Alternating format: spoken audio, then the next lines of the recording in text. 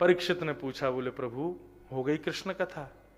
बोले सुना तो दी, मथुरा में जन्म हुआ, गोकुल में ये लीला, वृंदावन की ये लीला, मथुरा की ये लीला, द्वारिका जाके ब्याह किया, महाभारत युद्ध कराया, आदि आदि, यही तो कृष्ण कथा है, और क्या सुनाऊं मैं तुमको? यहां से दसम स्कंद प्रारंभ होता है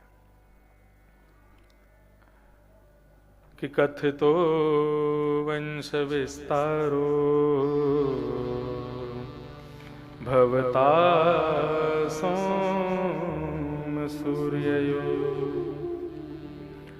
राज्ञां चो भयवंशानां चरितं परमाद्भुतम्। प्रभु आपने इतना सब कुछ विस्तार से सुनाया, मैंने सब सुना, पता है किस लिए? कि अब कृष्ण कथा शुरू होगी, अब मेरे सहोदर भ्राता की कथा शुरू होगी। कृष्ण मेरे स्वामी हैं, मेरे गुरु हैं, मेरे प्रभु हैं, लेकिन मेरे सहोदर भ्राता भी हैं।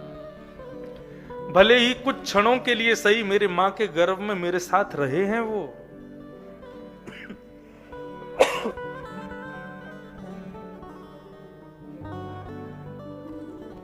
मेरे सहोदर भ्राता भी हैं। उनकी कथा सुनने के लिए मैं 4 दिन से एक आसन पर बैठा हूं, भूख प्यास को जीत करके बैठा हूं, केवल उनके चरित्र को सुनने के लिए। और आप ऐसे सूक्ष्म में सुना करके जा रहे हैं, ऐसा मत करो प्रभु। सुखदेव जी कहने लगे, बोले राजन 4 दिन हो गए तुम एक आसन पर बैठे हो, तुमने कुछ खाया पिया भी नहीं है। कुछ खा लो, कुछ पी लो, थोड़ा टहल लो बाहर जाके, थोड़े पैर सीधे कर लो, एक आसन पर बैठे हो इतनी देर से। राजा परीक्षित कहने लगे, महाराज पिबंतम त्वम मुखाम भोजम अच्युतम हरि कथामृतम। ऐसी मधुर कथा सुनने के बाद में भोजन की इच्छा नहीं है प्रभु, कुछ पीने की इच्छा नहीं है, कुछ और करने की इच्छा नहीं है। ऐसी कथा सुनते हुए यदि किसी की भोजन की, पीने की या कुछ और क्रिया करने की इच्छा हो रही है तो उसने ये अमृत तुल्य कथा सुनी ही नहीं है। बंधुओं, संसार में सबसे ज्यादा कष्टदायी क्या है? भूख लगना और भोजन का ना मिलना, सबसे ज्यादा कष्टदायी है। वासुदेव जरा कष्टम कष्टम निर्धन जीवनम पुत्र शोक महाकष्टम पर कष्टात कष्ट करित क्षुधा। भूख लगे और भोजन ना मिले, वो सबसे बड़ा कष्ट होता है। महाकष्ट में सबसे ऊपर रखा गया है भूख को। लेकिन आज कृष्ण कथा सुनते हुए परीक्षित जी को वो भूख भी नहीं लगी है, वो प्यास भी नहीं लगी है। वो केवल अपने कानों से इस कथा को सुनकर के ही अपने आप को तृप्ति का अनुभव करा रहे हैं। बंधुओं, वास्तव में चौथे दिन जो कृष्ण जन्मोत्सव होता है ना, वो इसलिए होता है, इस प्रकार की भावना जब तक श्रोता की कथा के प्रति नहीं होगी तब तक कृष्ण उत्सव नहीं मन सकता, तब तक कृष्ण के प्रादुर्भाव की कथा नहीं कही जा सकती। हम लोगों की रुचि कथा में तो है, लेकिन कई लोग इसलिए भी बैठे रहते हैं, कथा पूरी होगी, आरती होगी तो आरती के बाद प्रसाद मिलेगा, बाहर कुछ खाने को बढ़िया चाट मसाला बढ़िया मिलेगा। ऐसी स्थिति में नहीं। कथा सुनते सुनते हम ये भी भूल जाएं कि 4 घंटे हो गए, कथा विश्राम का समय हो गया, अरे 6 बज गए। ऐसी स्थिति हो जाए तब कृष्ण कथा सुनने में आनंद आता है। मैं तो राजन देख रहा था, परीक्षा ले रहा था तुम्हारी स्थिति कैसी है, लेकिन वास्तव में तुम अब कृष्ण कथा सुनने के योग्य हो गए हो। तुमको साधारण संसार के व्यंजनों की अब इच्छा नहीं है, तुमको साधारण संसार के जल पदार्थ की इच्छा नहीं है। तुमने जल और व्यंजन के रूप में कृष्ण के सुंदर चरित्र को स्वीकार कर लिया है। अब तुम आगे की कथा में प्रवेश करने योग्य हो गए हो। अब मैं तुमको लेके चलूंगा। तब कृष्ण कथा सुनाना शुरू करते हैं श्री परीक्षित जी महाराज को, सुखदेव जी। और प्रसंग शुरू होता है, पृथ्वी रोते रोते ब्रह्मा जी के पास जाती है और जाकर के कहती है कि मेरे से ये भार सहन नहीं हो रहा दुष्टों का, इनको नष्ट कर दो, आप इनको बनाते ही क्यों हो? ब्रह्मा जी बोले मैं तो मानव बनाता हूं, ये अपने आप दुष्ट बन जाते हैं। अब रावण को मैंने ब्राह्मण कुल में भेजा, पुलस्त्य ऋषि के खानदान में भेजा, अपने आप दुष्ट बन गया, मेरी क्या गलती उसमें? मैंने तो बढ़िया कुल खानदान चुन के दिया था। ये दुष्ट अपने आप बन जाते हैं, इसमें मैं कोई कारक नहीं हूं। यदि तुमको इनको मरवाना है तो फिर शंकर जी के पास जाओ। पृथ्वी शंकर जी के पास गई तो शंकर जी बोले देवी देखो, हम तो प्रलय करेंगे और प्रलय करेंगे तो सज्जन दुर्जन सब मरेंगे, दुष्ट भी मरेंगे और संग में सज्जन भी मरेंगे। यदि तुमको विशेष रूप से इन दुष्टों का संहार करवाना है तो नारायण के पास जाओ, वही परमात्मा है, वही तुम्हारी रक्षा करेंगे। क्षीर सागर के निकट जाकर के गौ माता ने समस्त देवताओं के साथ में पुरुष सूक्त का गान किया। तभी नारायण ने, प्रभु श्री नारायण ने पृथ्वी के हृदय की बात को जान करके आकाशवाणी की, जो कि ब्रह्मा जी को सुनाई दी। और क्या कहा कि वसुदेव ग्रहे साक्षात् भगवान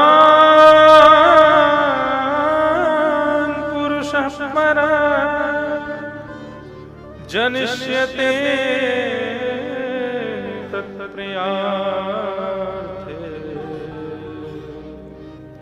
सबवन्तु सुरस्त्रियः। तैयार रहिए,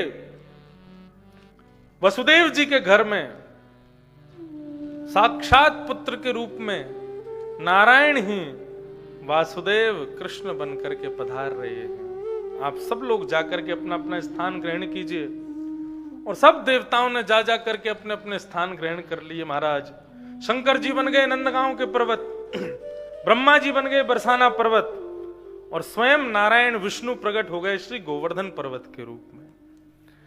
सभी देवता आकर के इस ब्रजमंडल के किसी किसी कोने में, कोई बछड़ा बना है, कोई गोप बना है, कोई ग्वाल बना है, सब आकर के यहां पर व्यवस्थित हो गए। और अब भगवान के आने की प्रतीक्षा है।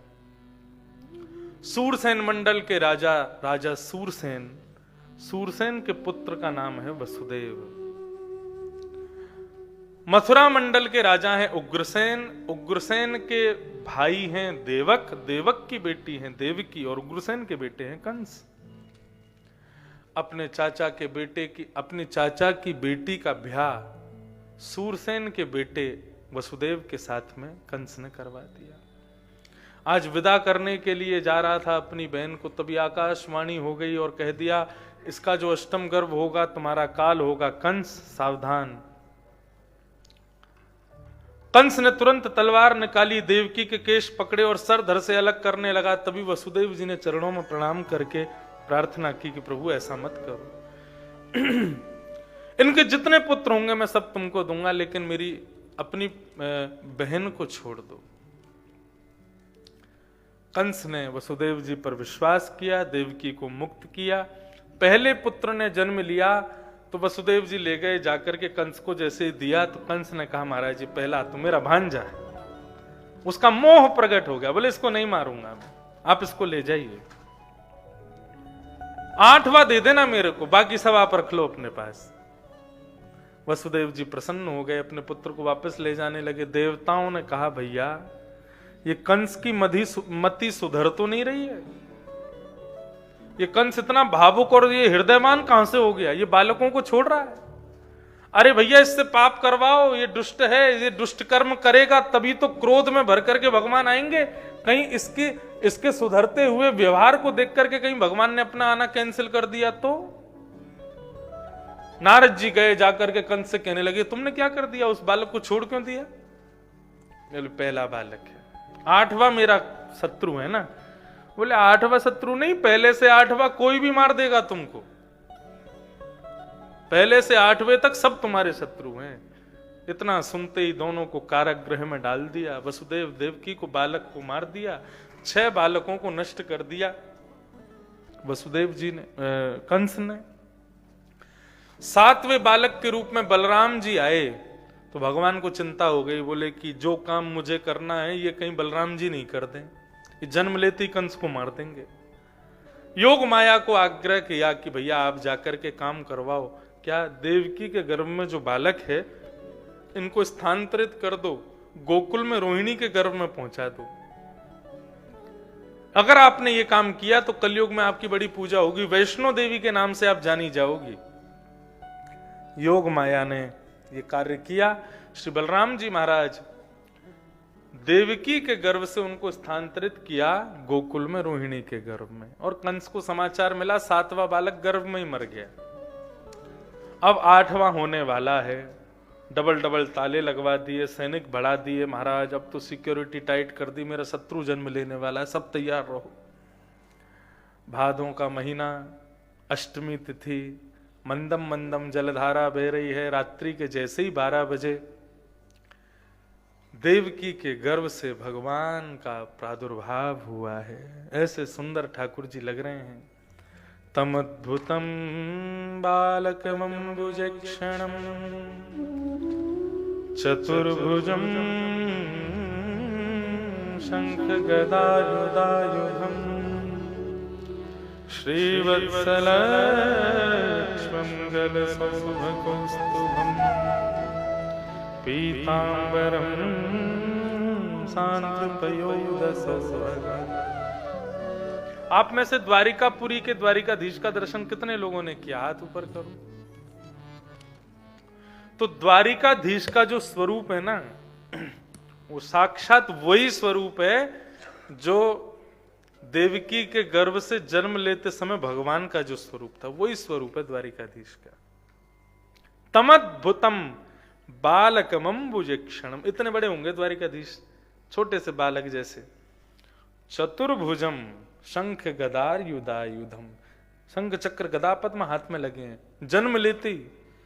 श्रीवत्स लक्ष्मम गलसौभ कौस्तुभम, श्रीवत्स का चिन्ह छाती पर है, गले में कौस्तुभ मणि पहनी है। पीताम्बरम सांद्रपयोद सौभगम, पूरे तैयार होके आए ठाकुर जी, पूरा अंदर से बिल्कुल तैयार होके निकले, जैसे कोई दूल्हा कहीं जा रहा हो, ऐसे ठाकुर जी तैयार होके आए।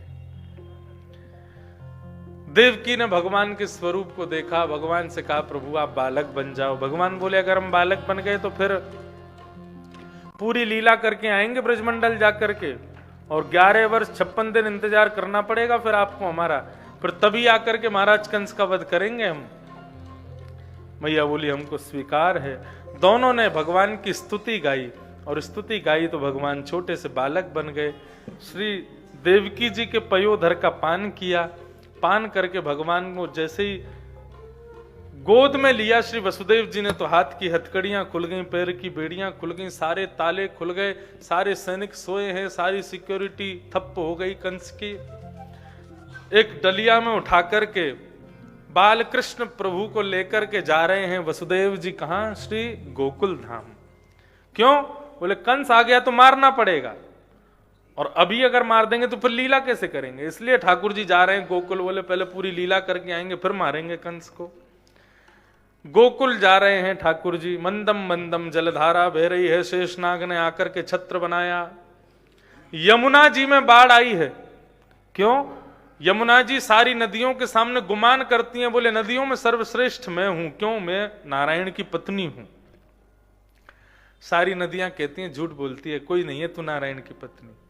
बोले यदि तुमको विश्वास नहीं है तो फिर भादों की तिथि अष्टमी, भादों के महीने में अष्टमी तिथि को रात्रि 12 बजे मेरे पतिदेव कृष्ण बन के आएंगे, आप सब दर्शन कर लेना। तो आज पूरे भारतवर्ष की नदियां प्रकट हो गई यमुना जी में, सब ठाकुर जी का दर्शन करने पधारी। वसुदेव जी जैसे ही यमुना जी पार करने लगे, यमुना की जलधारा ऊपर की ओर आने लगी, ठाकुर जी ने चरण लटका दिए, चरण स्पर्श करके यमुना जी ने मार्ग दिया। वसुदेव जी लाल जी को लेकर के गोकुल पहुंचे। गोकुल में सब सो रहे हैं। यशोदा मैया के बगल में नन्ही सी बालिका सोई है।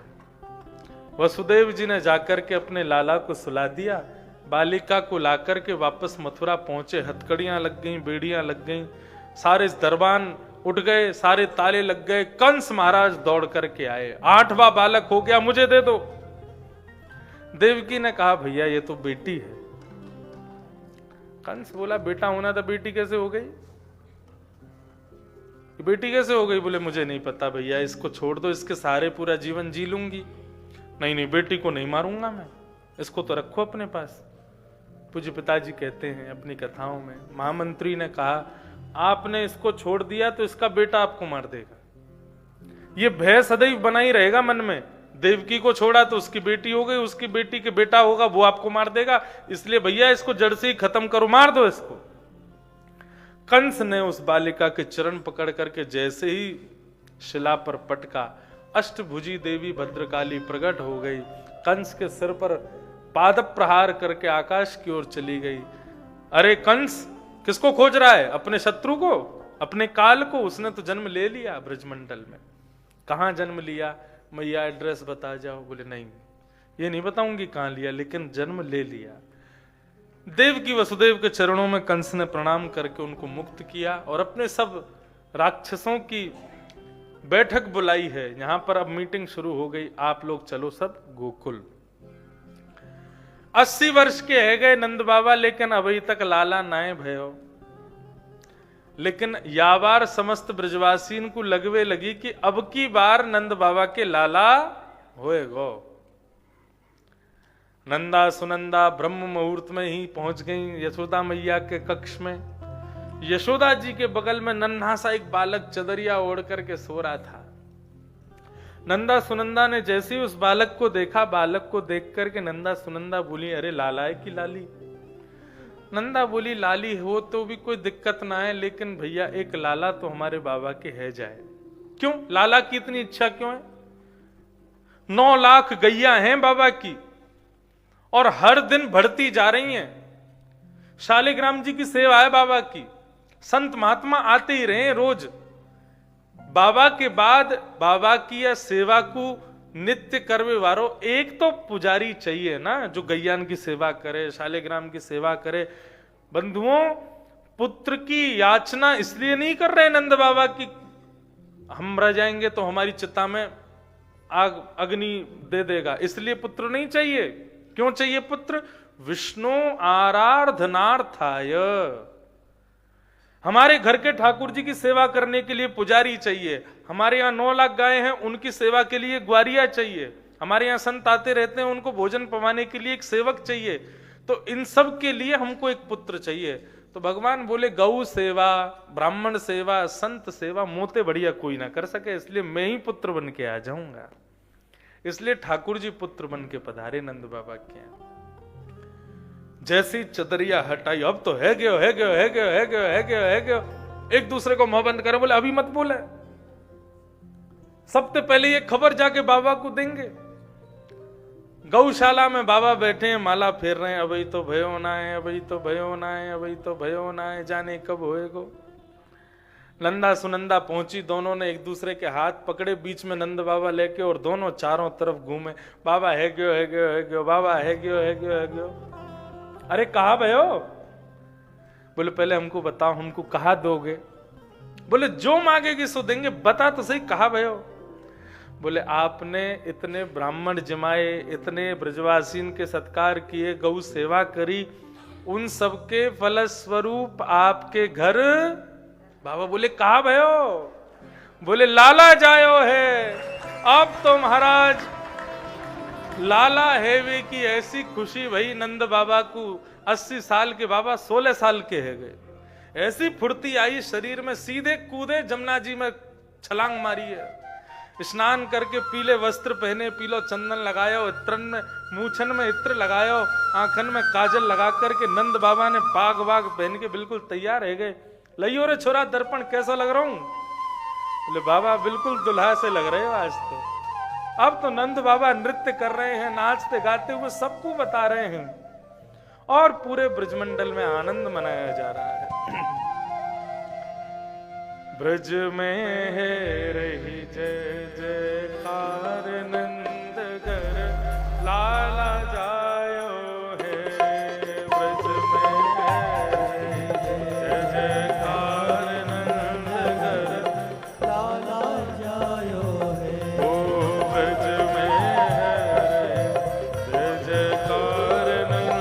घर लाला जायो है।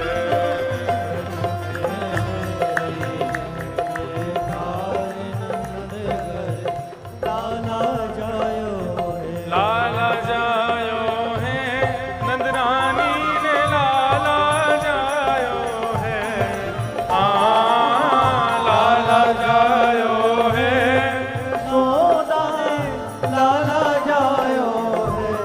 अरे लाला जायो है यशोदा ने लाला जायो है। लाला जायो है यशोदा ने लाला जायो है। ओ ब्रज में, ओ ब्रज में, ओ ब्रज में है जय जयकार नंद घर लाला जायो है। ओ ब्रज में जय जयकार नंद घर लाला जायो है। ब्रज में है रही जय जयकार नंद घर लाला जायो है।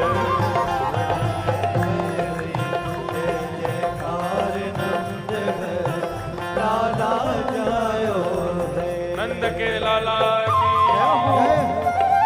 बधाई हो।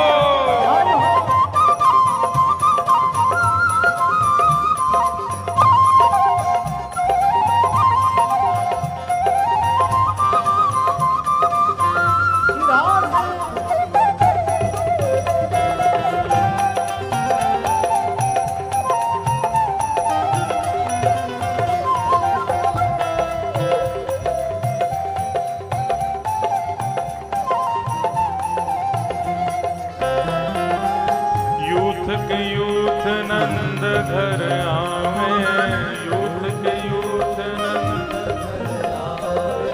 यूथ के यूथ नंद घर आवे, यूथ के यूथ नंद घर आवे। ग्वाल बाल सब हिल मिल गावे, ग्वाल बाल सब हिल मिल गावे। ब्रह्मानंद समान आज सुख सबने पायो है।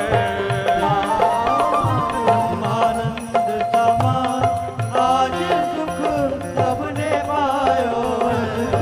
ओ ब्रह्मानंद समान आज सुख सबने पायो है। ब्रह्मानंद समान आज सुख सबने पायो है। ओ ब्रज में है रही जय जयकार नंद घर लाला जायो है।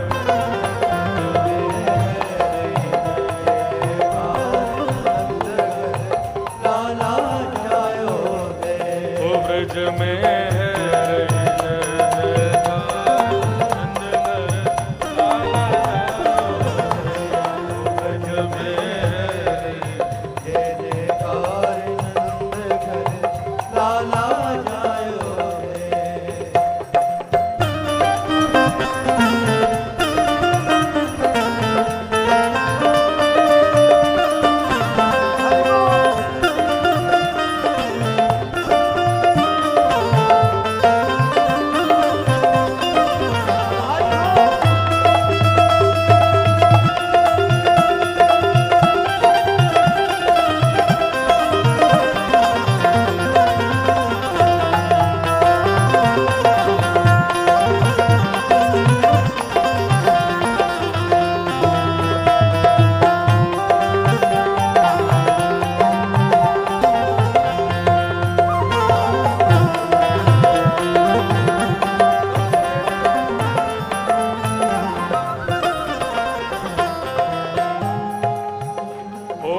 ब्रज 84 ओस में भैया, ब्रज 84 सबही कहे धन्य यशोदा मैया, सबही कहे धन्य यशोदा मैया। 80 साल की आयु में सुत ऐसो जायो है। हाँ 80 साल की आयु में सुत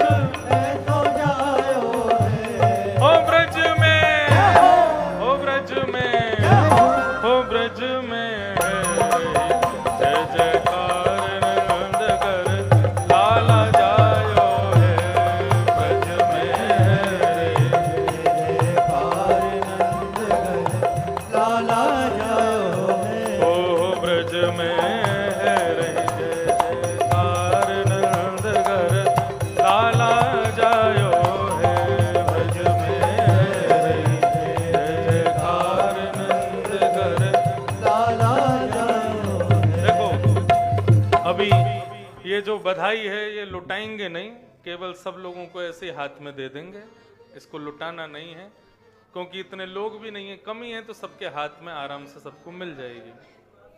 जियो श्याम लाला, जियो श्याम लाला, पीली तेरी पगड़ी रंग काला।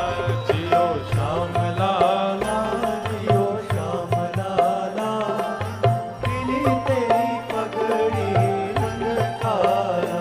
मथुरा से आए नंद लाला, मथुरा से आए नंद लाला, आज गोपियों से पड़ गया पाला। आज गोपियों से पड़ गया पाला। जियो श्याम लाला, जियो श्याम लाला, पीली तेरी पगड़ी रंग काला।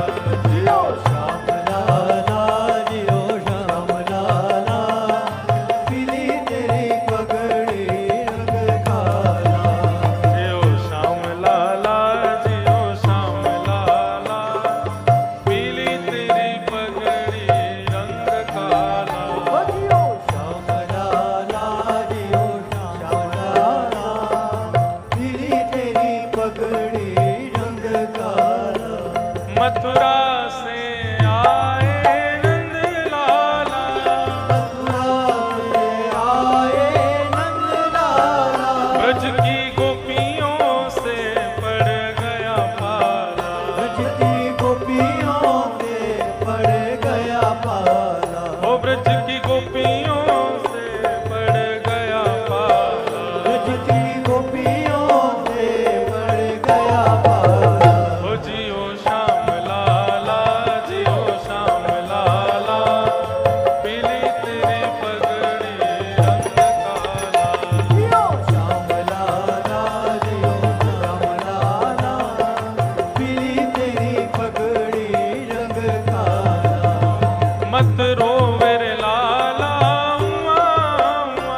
मत रोवे लाला, हुआ हुआ। ओ तोहे समझावे सुनंदा हुआ। कोई समझावे तो नंदा हुआ। ओ जियो श्याम लाला, जियो श्याम लाला, पीली तेरी पगड़ी रंग काला। हो जियो श्याम लाला, जियो श्याम लाला, पीली तेरी पगड़ी रंग काला।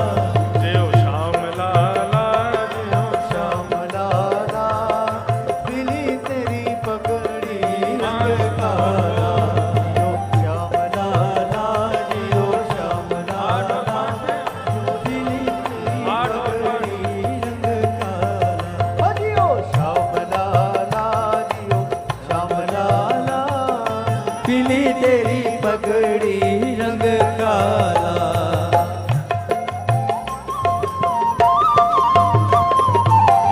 कल कर लेना,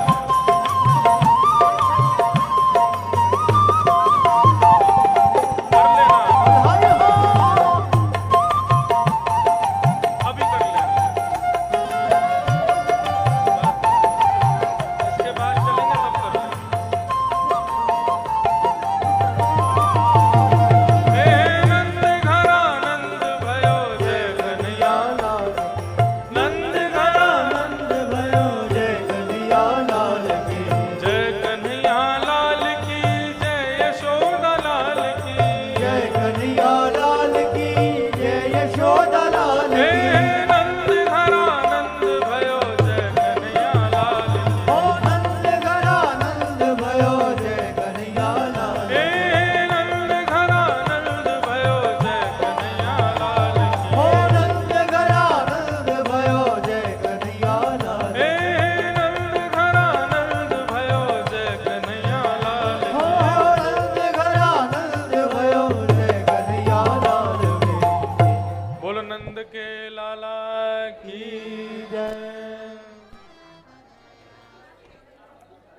सब लोग बाल कृष्ण प्रभु की आरती का गान अपने अपने स्थान से करेंगे।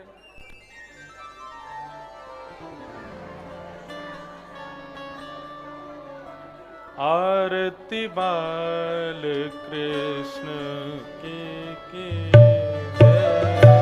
आरती बाल कृष्ण की जय। अपनो जन्म सफल कर लीजिए। अपनो जन्म सफल कर लीजिए। श्री यशोदा को परम दुलारो। श्री यशोदा को परम दुलारो। बाबा की अखियन उतारो। बाबा की अखियन को तारो। गोपिन के प्राणन सो प्यार। इन पे प्राणन छावर की जय। आरती बाल कृष्ण की जय। उतरी बोलनि मधुर सुहावे। तोतरी बोलन मधुर सुहावे। सखन मध्य खेलत सुख पावे। मध्य खेलत सुख पावे। सोई सुखती जो इनको ध्यान। अब इनको अपनो कर लीजिए।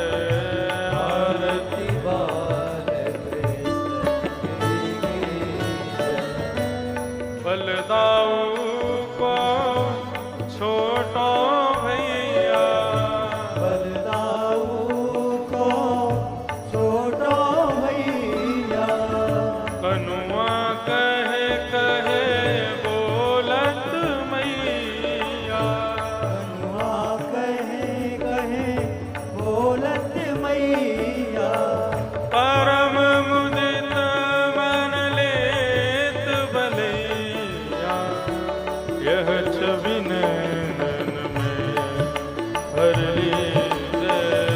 आरती बाल कृष्ण की जय। श्री राधावर सुघड़ कन्हैया। राधावर सुगर कन्हैया। ब्रज जन को नवनीत कवैया। जन को नवनीत कवैया। देखत ही मन लेत चुरैया। अपनो सर्वस्व को दीजिए। आरती बाल कृष्ण की जय। ओ अपनो जन्म सफल कर लीजिए। आरती बाल आरती बाल आरती बाल कृष्ण की जय। ॐ जलेन शीतलीकरणं पुष्पै देवाभिवन्दनं द्यौः शान्तिरन्तरिक्षगुं शान्तिः पृथिवी शान्तिरापः शान्ति